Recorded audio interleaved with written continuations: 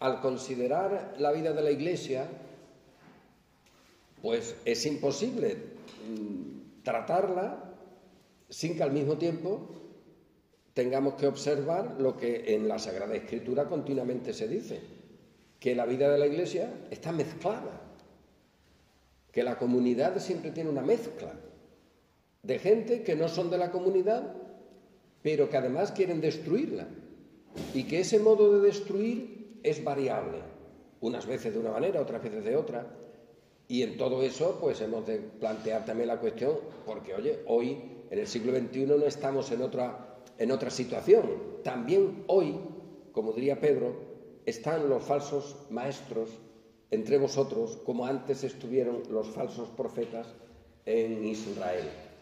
Y de eso va el asunto, así que leo, bueno, voy a leer un poquito, el inicio, entre otras cosas porque así leo poco y no descubrís que veo poco. El capítulo 2 de la segunda carta de Pedro. Pero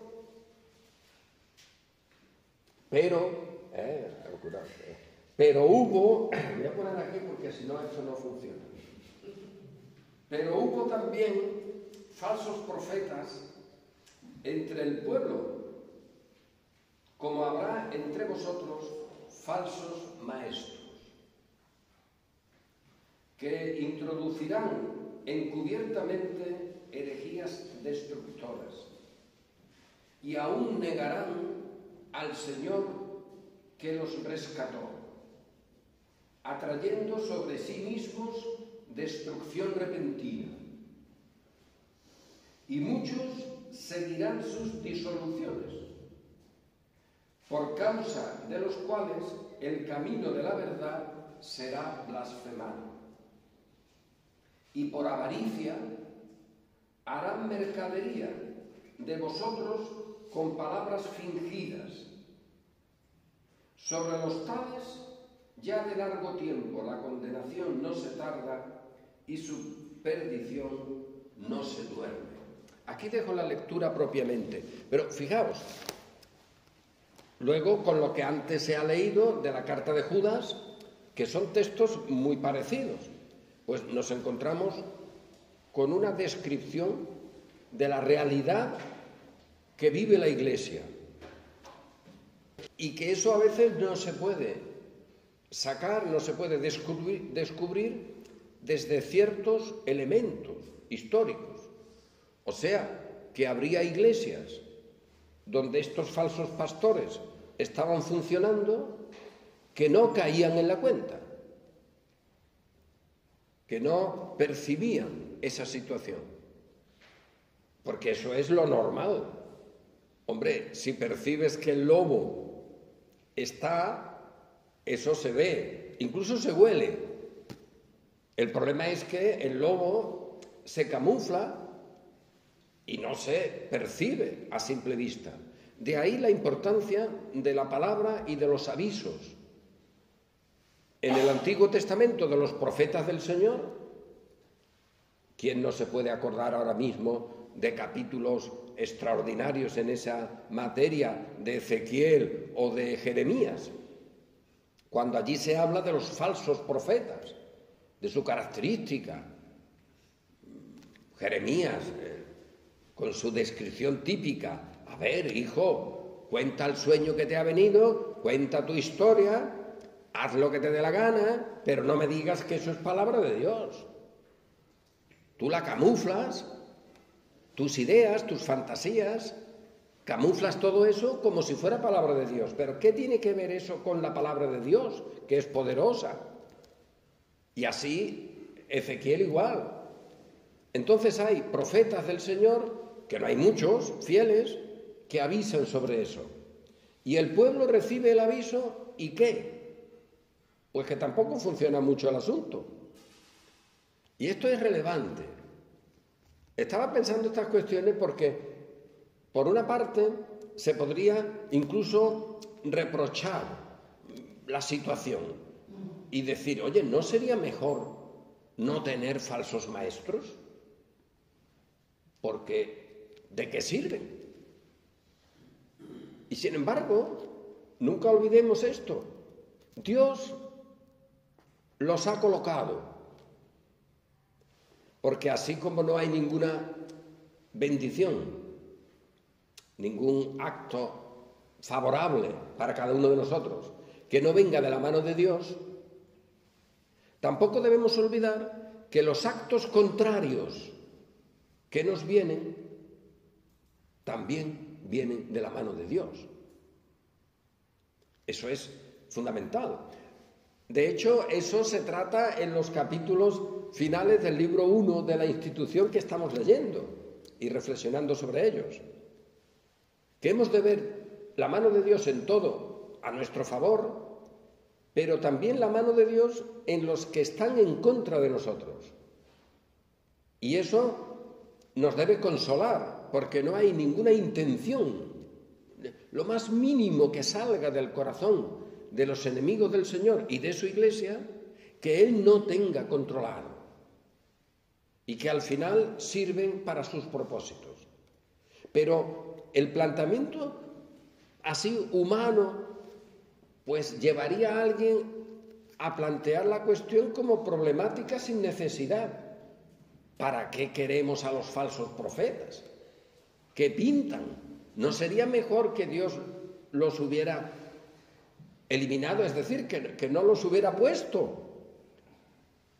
Bueno, pues Pedro ya lo avisa. Como hubo antes, ahora también hay. De manera que lo que no podemos es imaginar que no los hay. Incluso si hacemos un poco de suma, pues nos llevaremos, no la sorpresa, pero sí el dato evidente de que siempre son más los falsos que los verdaderos. No hubo ni uno en aquella multitud que dijera a Jesús. Todos unánimes dijeron Barrabás, Barrabás. Y eran el pueblo de Dios. Luego están los que el Señor se reserva aún en esa condición. A este, a aquel. Pero el pueblo, la condición externa del pueblo de Dios está siendo guiada, con lo cual ellos son responsables, por los falsos maestros. Y eso fue así antes, lo es en el Nuevo Testamento, y podemos decir, ¿eso se cambia? No. Millones de cristianos hay ahora en el mundo, millones. Y podemos decir que esos millones, en lo cual englobamos a todo el mundo que se llama cristiano, millones, podemos decir que eso es una cantidad de gente que honra al Señor, o es una masa que sigue las herejías destructoras de los falsos maestros. Pues es una masa que sigue las herejías destructoras de los falsos maestros. Y en medio de todo eso está la pequeña manada, el pueblo, unas veces puede ser más diminutillo, otras veces puede ser un pueblo que tenga más importancia en el sentido sociológico. Por ejemplo, en la época de la Reforma es evidente que en algunos lugares hubo una bendición del Señor también numérica. Hubo mucha gente que honró al Señor. Pero otras veces lo que vemos es que eso no es así, que hay un hilito casi perdido, casi imperceptible de pueblo de Dios, pero que la gran masa, el paño es un paño de apostasía, el paño es un paño de rebelión contra Dios, aunque usando su nombre. Y dentro de ese paño tenemos ahí un hilito que tú tiras de él y sale, porque no pertenece al paño, pero que está dentro, visiblemente casi ni se percibe. Y ese hilito es la Iglesia del Señor, los redimidos. Nosotros como congregación podemos decir, pues mira, esto es una realidad, porque casi de manera imperceptible, pero hemos estado muchas veces, casi desde que empezamos, ¿no?, rodeados y, en fin, ahí medio arañados por falsos maestros. Pero hemos estado en un conjunto de opción sociológica cristiana de sana doctrina. Nosotros no podemos decir, como iglesia, no, nosotros es que estábamos en una época, pues, yo qué sé, en una secta. Todos veníamos de una secta. Y el Señor luego nos libró y nos colocó en un modelo que ya es más sano, que es provechoso, de sana doctrina, de verdad, de las 5 solas o lo que tú quieras. No, nosotros podemos decir, desde el principio hemos estado solo en las 5 solas. Y ahí es donde han estado los falsos maestros.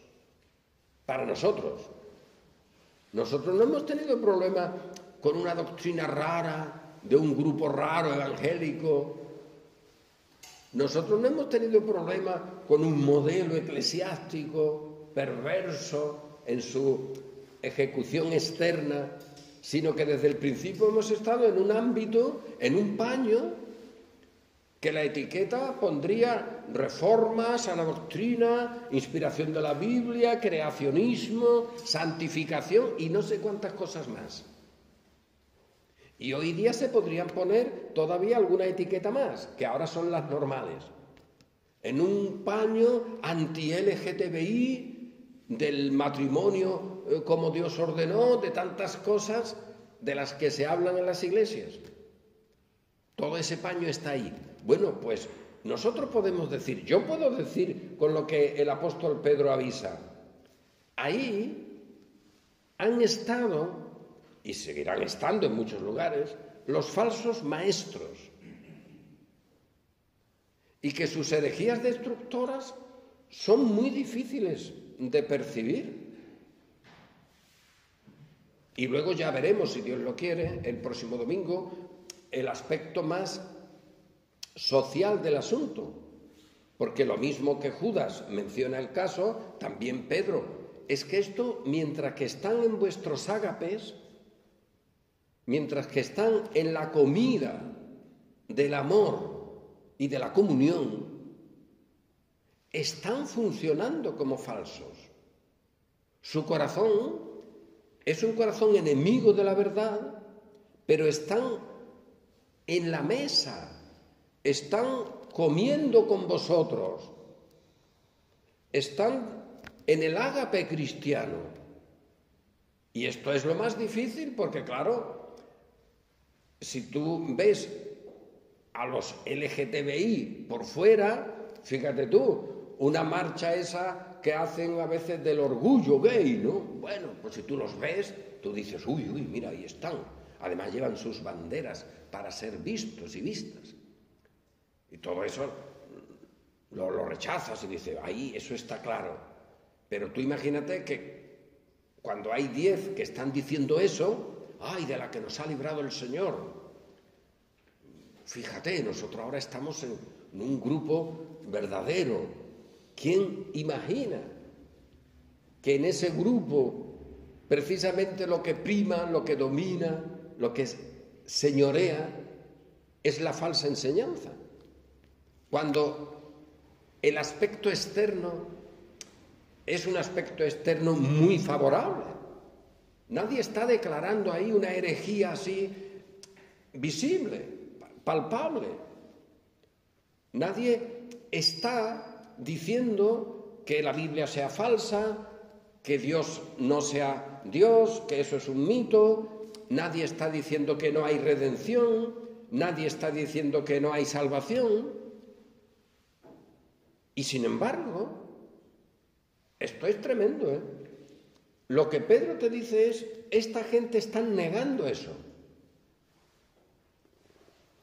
Están negando al Señor que los rescató. Y esto hay que anunciarlo bien para que no se caiga, ya avisé al principio, en la impresión de que ahí el apóstol Pedro lo que está diciendo es, mira, estos falsos profetas, pero además los que siguen a estos falsos maestros, han sido redimidos.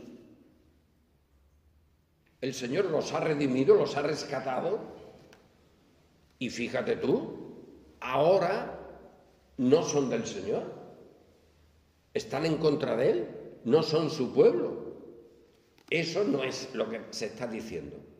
Y por eso quería comentar este capítulo, este asunto más que el capítulo, esta realidad. ¿Por qué? Tanto Judas como Pedro, es evidente,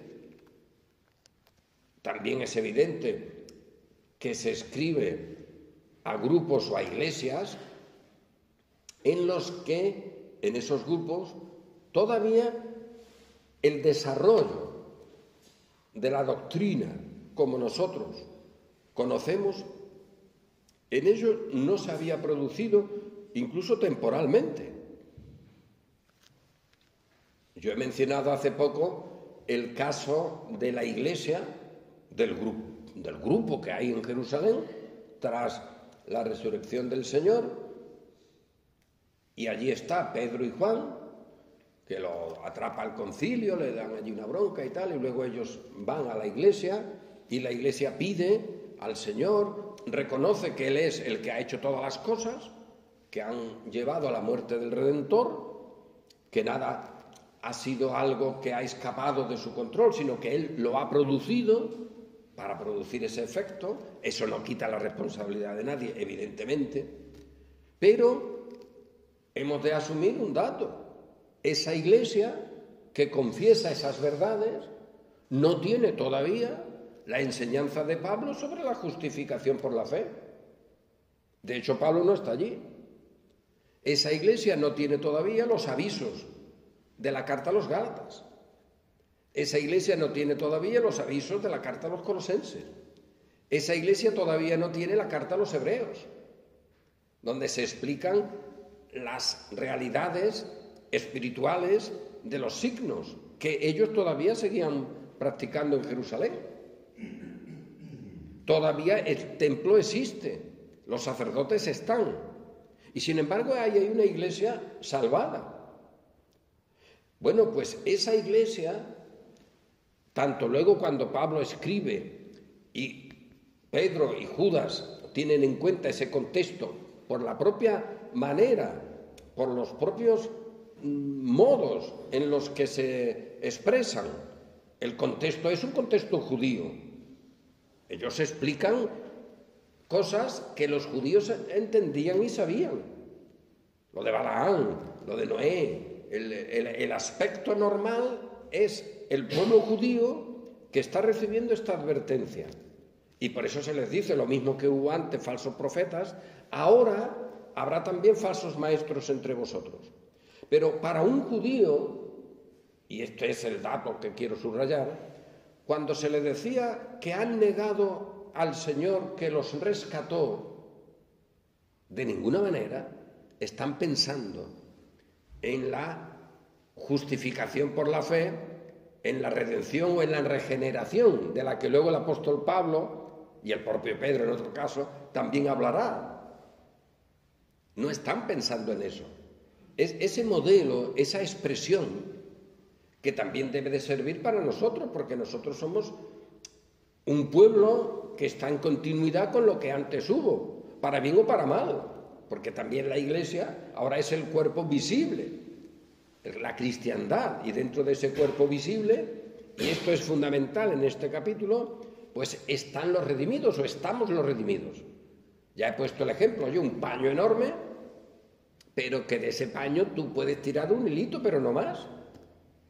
O sea que el Redentor ha redimido a un hilito, el resto no, pero el paño es un paño convocado, es un paño visible, es un paño en un sentido que no es de lo que el mundo aparenta, igual que Israel cuando sale de Egipto. Si tú dices, que podemos decir perfectamente, oye, estos falsos profetas negaron al Señor que los rescató,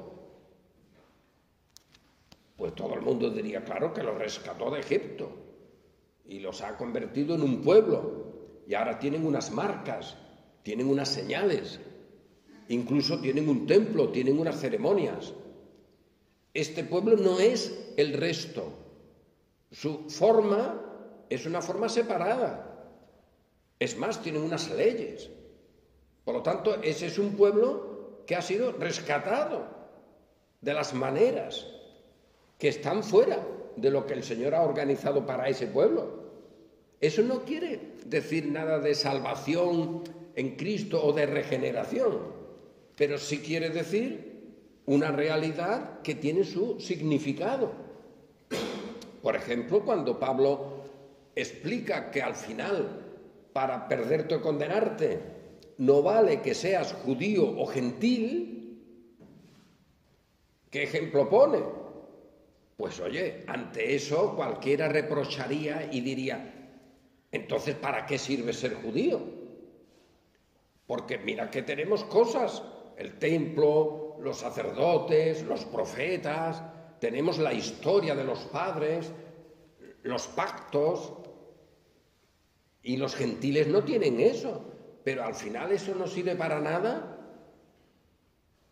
Y Pablo dice, bueno, cuidado, no es que no sirva para nada, es una situación que debe agradecerse. Y entre otras cosas, porque este pueblo que ha sido rescatado de Egipto es el pueblo al que se le ha encomendado la conservación de los oráculos de Dios, de la palabra de Dios escrita. No es un tema menor. Y es este pueblo donde la palabra de Dios se declara por los profetas.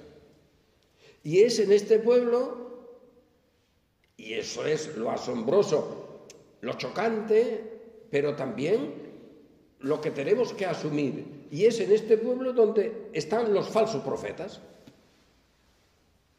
Es en este pueblo donde están. Los falsos profetas están en el pueblo que ha sido rescatado y que tiene una liturgia, que tiene unos acuerdos, que tiene unas leyes, que tiene un templo donde Dios está presente. Y las naciones no tienen eso. Por lo tanto, esa condición, ese paño, es un paño significativo, porque no es el paño igual que el resto. Asumamos esto porque es la clave para entender este capítulo, para entender esta argumentación que el apóstol Pedro presenta. Estos han huido del mundo. Estos no están en el paño donde se niega a Dios, donde se dice que no hay Dios. No están en el paño de las idolatrías paganas. Ahora están en el paño de la cristiandad, para poner ese término, como antes estuvieron en el paño del pueblo judaico. Antes era un paño judaico y ahora es un paño cristianizado o de la cristiandad, ponle el nombre que quieras. Eso es lo visible. Pero lo visible es real. Oye, las naciones no tienen eso, no son el paño de Israel. Por lo tanto, ese paño tiene una significación. Y ahora, con eso, el apóstol dice, en este paño ocurren estas cosas. Ahora, en el Nuevo Testamento, o en la época tras la resurrección de Cristo. Porque es un paño parecido, es un paño externo, de cristianismo, donde hay signos, el bautismo, donde comen, se practica el ágape, y lo mismo que antes, en ese paño judaico estaban los falsos profetas, y podemos decir que abundaban, es que el paño era un paño de corrupción, es que el paño era un paño desastroso, donde solo porque el Señor guardaba un resto, no se era igual que Sodoma o Gomorra. Bueno, pues ahora la gran lección que aprendemos todos es que ese paño nuevo, ese paño de la cristiandad, que ya no es el pueblo judío, ya no es el judaico, es igual. Es un paño donde están los signos, la presencia de Dios, la declaración de su palabra, se conserva su palabra, se conserva su escritura, porque la cristiandad conserva las escrituras del Antiguo Testamento y también las que ya se organizan del Nuevo. Pero ¿quién conserva eso? Pues en muchos casos, y esta es la satisfacción y la argumentación esencial para nuestro razonamiento, lo conservan sus enemigos, sus falsos profetas. Sus falsos profetas, sus falsos maestros conservan también las Escrituras. Esto es asombroso, pero es así. Y dirán que las Escrituras es la palabra de Dios, inspirada. Y dirán que la Trinidad, mira los concilios, ahora con esto del de Nicea, que lo conmemoran, fíjate quién lo conmemora, que ya alguna pista tenemos. ¿Quién conmemora el concilio de Nicea, hijo? Ya lo hemos señalado, el concilio de Nicea necesitaba a un Jesús que fuera Dios, Dios de Dios, porque si no, el Jesús de las supersticiones que en la cristiandad se habían introducido sería algo que no produjera poder, fuerza y gloria a esas supersticiones. Las reliquias, la señal de la cruz, todo eso tendría gloria y tendría poder, según su criterio, si ese Dios o si ese Jesús que allí se mencionaba en la cruz, en la señal de la cruz, en las reliquias, etcétera, pues era el Dios de Dios. La finalidad no era, en un sentido, mostrar la divinidad de Cristo, sino fortalecer las supersticiones que ya se habían producido. Y luego, claro, también nosotros podemos decir, pues mira, lo que confesaron allí sobre Cristo, que era Dios verdadero, hombre verdadero, pues sí, claro, yo estoy de acuerdo. Claro, ahí estoy de acuerdo. Pero lo que se hizo y por qué se hizo, eso es una manifestación clara del dominio de los falsos maestros. Y eso hay que tenerlo en cuenta, porque parece que los falsos maestros vienen cuando la Iglesia de Roma, el papado, ya se ha fabricado, siglo IV, siglo V, siglo VI, y que antes no hay falsos maestros, que antes no hay problema, pero oye, que Pedro te avisa que es un problema la realidad que se está viviendo, incluso cuando comen con vosotros. Y estos, sin embargo, forman parte de un paño al cual han llegado saliendo de otro. Esto es fundamental que lo tengamos en cuenta. Uno estaba en una escuela de filosofía pagana, con sus dioses, con sus métodos, y el cristianismo, siglo II, siglo III, que va creciendo y además tiene unas formas externas extraordinarias, muy atractivas, paradójicamente, muy atractivas para la sociedad, para un tipo de sociedad. La cristiandad está produciendo unas formas sociales muy atractivas. De tal manera que ahora esa persona que estaba en el paño pagano, ahora se ha pasado al paño cristiano. Por lo tanto, se puede decir, estos que han huido, que se han quitado, estos que estaban en Egipto y ahora están en el pueblo. Como se hacían también prosélitos, eso es un tema aparte, pero que había gente del paganismo que luego se hacían judíos, se metían en el paño. Bueno, pues ahora mucha gente, multitudes, se han salido del paño de los LGTBI, de las filosofías del mundo, etcétera, y se han metido en la cristiandad. Por lo tanto, la cristiandad es ahora una sociedad, una organización que tiene unas señales y que tiene un discurso cristiano. Se habla del pecado, se habla de la salvación, se habla de la redención y, pues igual que el pueblo judío, podríamos hacer incluso gráficamente la comparación, seguirían diciendo Barrabás, porque la cruz, la redención, no es eso externo. Muchos fueron sacados de Egipto y de la mayoría no se agradó Dios. Esto es así. Pues ahora, en el inicio mismo de la cristiandad y en el desarrollo de ella, podemos decir, miles y miles han venido, se han congregado, han formado el pueblo cristiano y de la mayoría no se agradó Dios. Y ese pueblo está dirigido, guiado, lleno de herejías destructoras por falsos maestros a los cuales seguirán multitudes. Judas dice, Pedro dice, sabed esto, tenedlo en cuenta. Y de eso se trata. Fíjate, vamos a tenerlo en cuenta, porque uno de los elementos básicos de estos falsos profetas y falsos maestros es que no se tenga en cuenta de manera adecuada a los falsos maestros, porque sería ponerse ellos mismos al descubierto.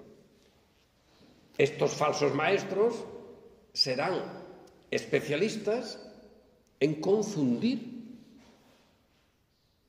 en ponerse un traje diferente al que tienen en su corazón. Pero luego Pedro dirá, incluso con el traje, comiendo con vosotros, estarán deleitándose en su corazón. Hablarán del deleite de la comunión, hablarán del deleite del reposo del Señor, hablarán de lo que quieran, pero su deleite es su propio corazón, su propia concupiscencia, su propia gloria, que puede ser dirigida de manera muy diversa.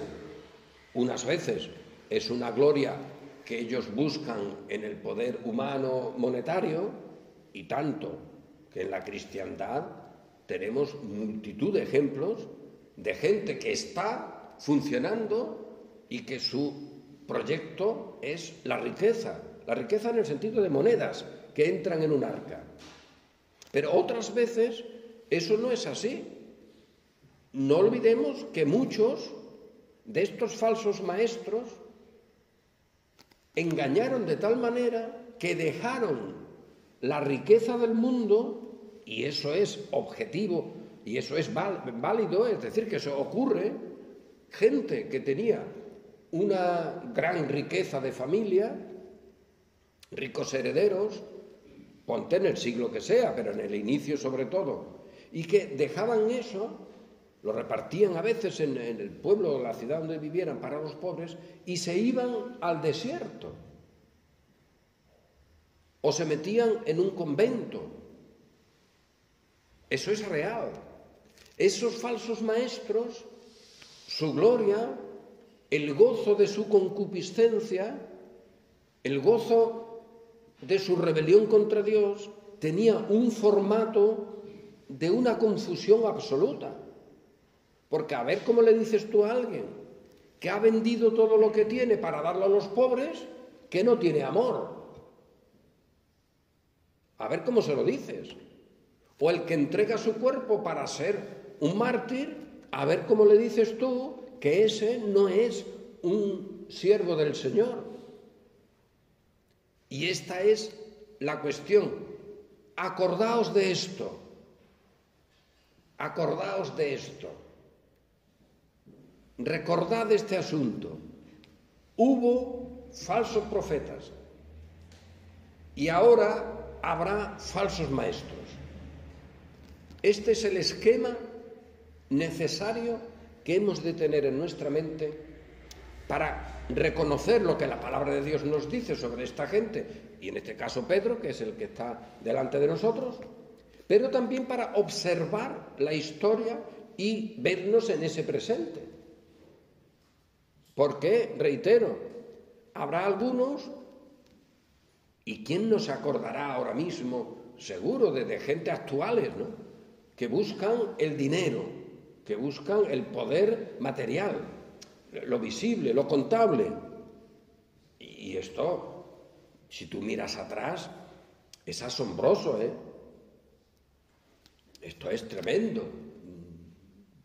Desde el principio, el texto donde se dice que Cristo entra allí en el templo y echa a los cambistas, que eso parece que era una cosa menor. Aquello parecía, en las películas lo ponen así, como si fuera un mercadillo, que allí vendían y trapicheaban con 4 cositas en una mesa. Hombre, con todos los respetos a los mercadillos, ¿no? Pero parecía que hay un mercadillo. En las películas lo ponen. No, señor mío. El templo de Jerusalén se había convertido en un emporio económico. Era como un gran banco.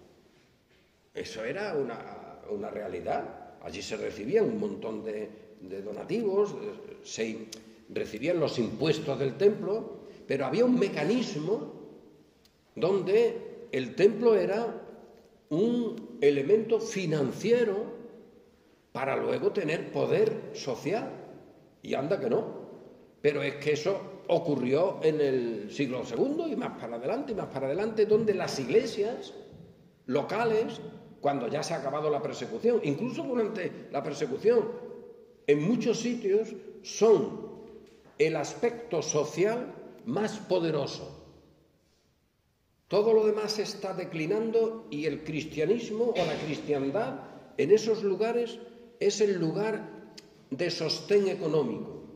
Y eso hacía que muchas familias pudientes, cuyo futuro económico lo veían bastante mal, pues se colocaban en la cristiandad porque allí su poder económico se mantenía. Esto es así. Y eso es una realidad. Por lo tanto, el aspecto material, contar monedas y meter en un arca, eso ha sido siempre un factor clave en la cristiandad, en este paño. Y para eso se ha usado el nombre del Señor. Se ha usado la evangelización, se ha usado la gloria de Dios y se ha usado la Escritura. Que no nos vayamos muy lejos. Mira las cruzadas y mira aquí en España mismo lo que se llama Reconquista. Oye, que los cruzados que venían para quitar las tierras de Al-Ándalus, ¿esos qué eran? ¿Angelitos del cielo? Eran gente que sabía que allí había una huerta estupenda, que la tenía un moro. Y viene con su espada y le da un espadazo al moro, o lo mata, o lo vende por esclavo y se queda con sus tierras. Y los reyes tenían poder con sus nobles e influencia porque repartían el botín. Y todo eso bajo el nombre de Cristo, diciendo que eran el paño sagrado y que no eran el paño musulmán. Pues paños son los dos que estarán en el hoyo y como se avisa aquí, tened esto también presente. Esta gente está guardada. Están metidos en una cárcel, como los ángeles. Pero reitero, también podemos ser confundidos, lo es en el proceso de la historia, la cristiandad, cuando ves a personas, no tantos, pero reales, que no buscaban las monedas que se contaban en un arca, sino que las dejaban realmente y luego se iban al desierto. Y eso producía una confusión enorme porque aquello parecía muy bueno. Y además En el colmo de la confusión, esa gente te planteaban que se iban para servir a Dios mejor y no como servían esta gente tan materialista. ¿Suena eso hoy? ¿Suena eso hoy? Esa gente salían del mundo cristianizado, decían, de las ciudades donde ya había una liturgia, los obispos tenían mucho poder, etc. Se salían de ese mundo para irse al desierto porque ellos eran más santos. ¿Suena eso a predicación evangélica hoy? Cambiando un poco los formatos. Pues claro que suena. Pues tan falso profeta es el eremita en el desierto que el obispo que busca su obispado para tener poder, y lo tenían en las ciudades. De tal manera que ahora se puede decir, y esto es necesario subrayarlo, recordad esto, hubo gente, y Pedro ya aquí lo avisa, que han salido del mundo, es decir, que no están en el paganismo, que no están en Egipto. Y el Señor de esta tela, el Señor de este paño, es el Señor Dios Todopoderoso. Ahí están las imágenes del Pantocrator en las iglesias. Cristo como el Señor del universo. Luego, cuando ya María la meten allí, es el Señor del universo, pero un chiquitillo en las manos de María, que ya eso también tiene su miga, ¿no? Pero bueno, es el caso de que el Señor de este paño es el Jesús que ha muerto y resucitado. Son sus apóstoles. Es la Escritura. Han salido de sus paños, pues mira que hoy vamos a hablar de paños, de sus contextos, y se han venido al que los ha rescatado, al paño que los ha rescatado de su sitio. La cristiandad como rescatadora, como lugar donde se incorporan los que salen de los otros sitios. Y ahora lo que dice Pedro es, pero tened en cuenta un dato, estos que han salido de ese espacio y se han metido en el espacio donde está Dios, donde está el culto, donde está la liturgia, donde está la disciplina, donde está todo lo que uno quiera que esté, son puestos en una situación de esclavitud. No han sido liberados, no son redimidos. Ni son redimidos ellos, ni los pastores que los han evangelizado. No son redimidos ellos, ni los maestros, que precisamente por su acción han provocado una situación doctrinal confusa, que a estos se les ha prometido una libertad y han pensado que tenían una libertad cuando ellos mismos son esclavos de corrupción. Esa es la cristiandad.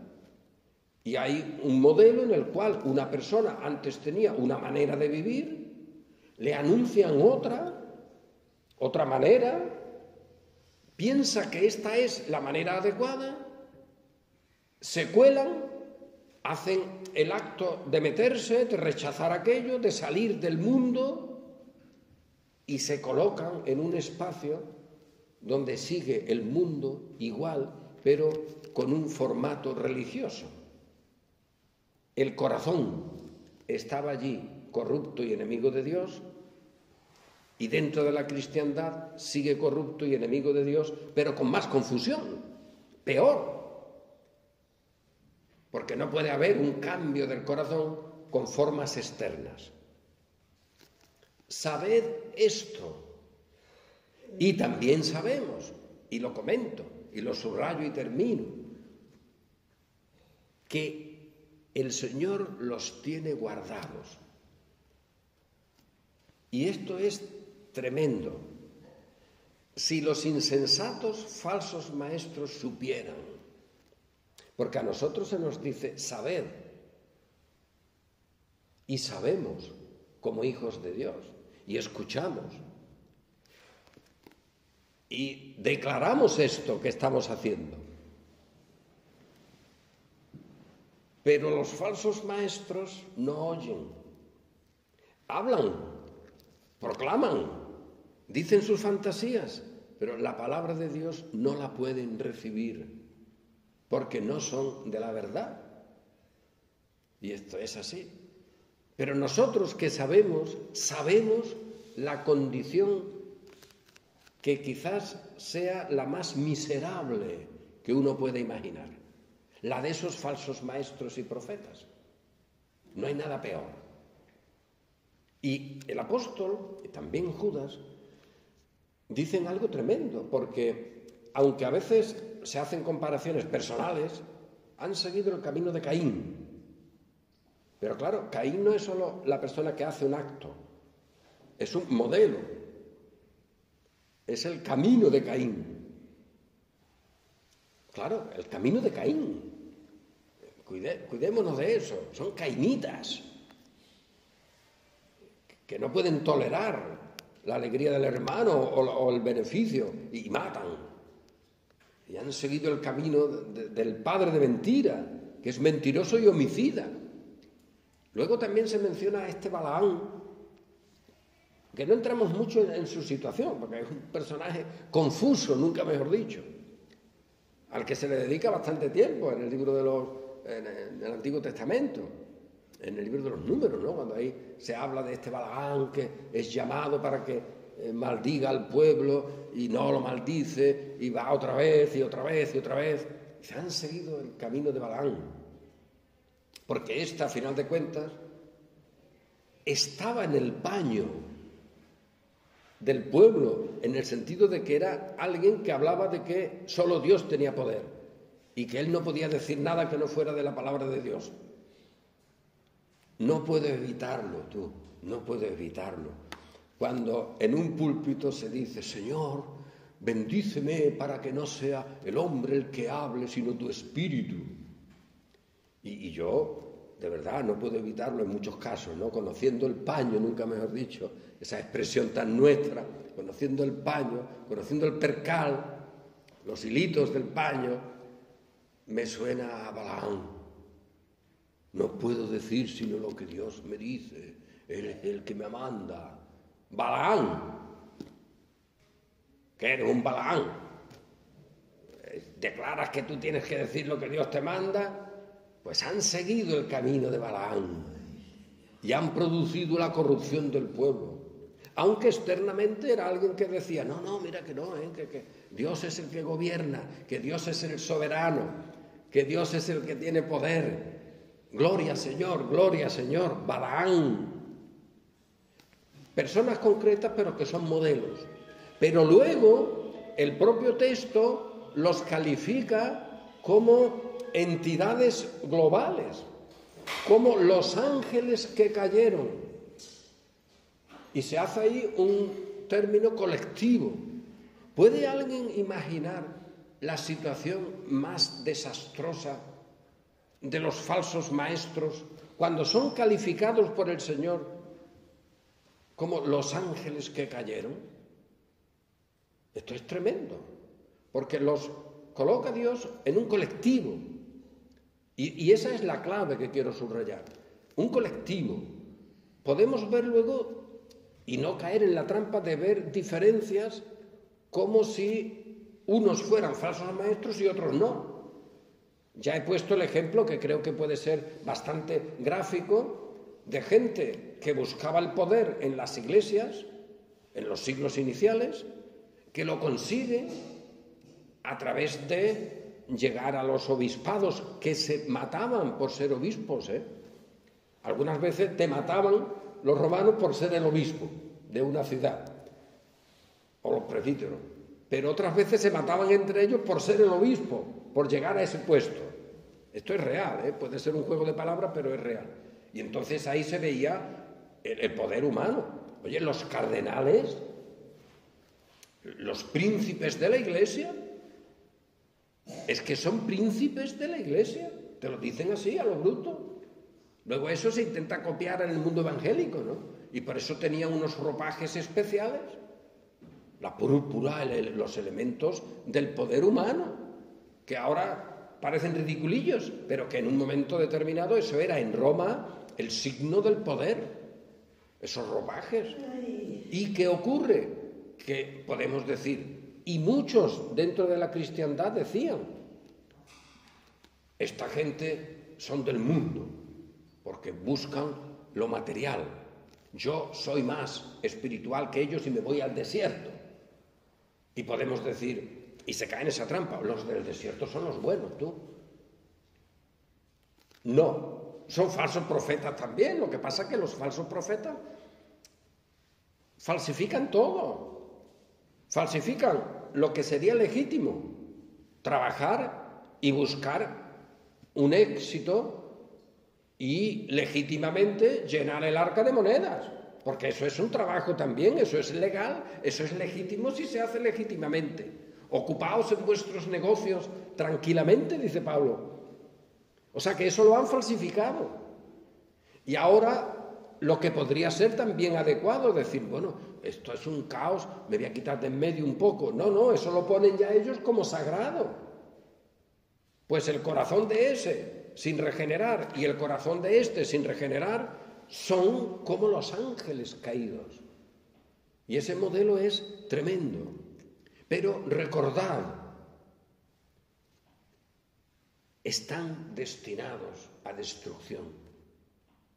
Ellos son destructivos, ellos solo destruyen, pero están destinados a destrucción.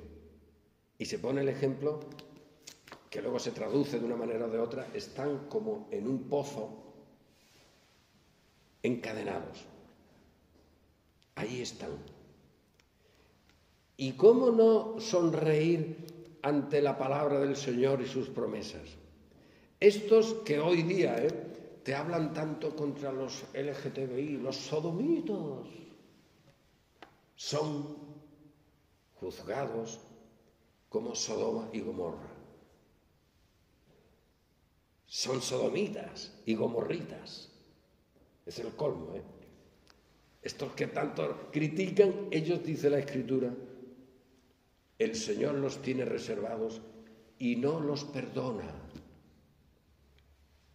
No hay opción, como las ciudades de Sodoma y Gomorra y las de sus alrededores. Estos están reservados, no tienen perdón, como la sociedad previa al diluvio. Fijaos el modelo que usa la Escritura para describir a los falsos maestros. Es terrible. Son como esa sociedad, que había de todo en ella, hemos de suponerlo. Miró el Señor y solo vio que buscaban, que querían de continuo el mal. Luego Pedro te dice, estos cultivan, aman el mal de su corazón. No es que con su corazón amen el mal, es que aman el mal de su propio corazón. Están integrados. ¿Hay lugar peor? Pues dice Pedro, sabed que esto ocurre. Y al saberlo, hemos de prevenirnos, guardaos, dice Pedro, dice Judas, es real lo que hemos de hacer, pero al mismo tiempo también se nos dice, sois guardados, porque de esa generación que el Señor juzga, salvó a Noé. Sois guardados, porque de esas ciudades que el Señor juzga, salva a Lot. Sois guardados, porque ese es el plan de nuestro Dios. Luego, como se ha leído en Judas, para ser presentados con Él, guardados, como dirá Pedro en otro lugar, en la santidad. Por lo tanto, sabemos, y esto hay que declararlo, porque es la clave para entender el mundo cristiano.